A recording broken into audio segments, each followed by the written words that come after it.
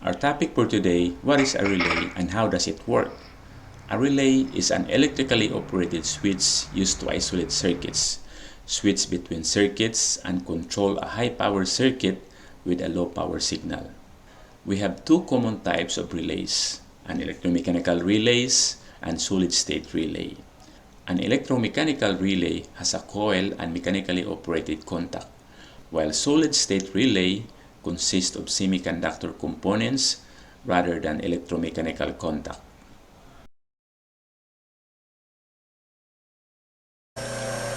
In this example, the initial condition of the circuit while the switch number 1 is open, relay is not energized and the electric motor is not running.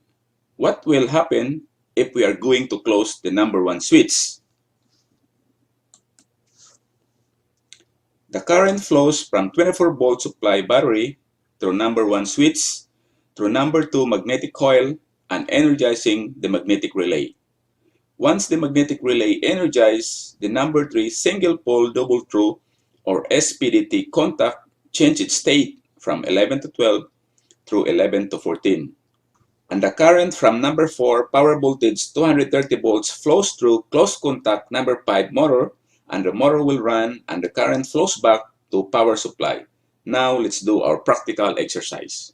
Guys, today I'm going to show you how to wire a relay that can control a big motor. Let's do it. From the positive of our power supply, we're going to connect it here.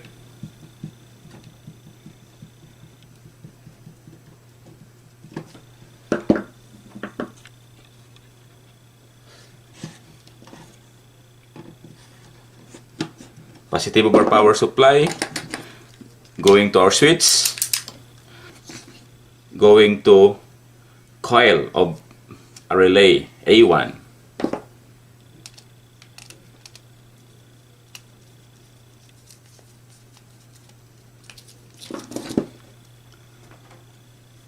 From A1, from A2 of the relay,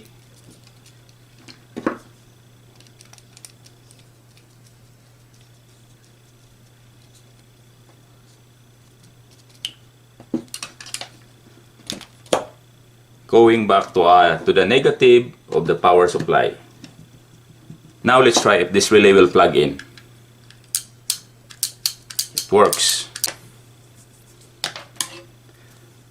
From the positive of our power supply, we're going to connect another supply, going to the normally open of our relay. From another side of the normally open of the relay,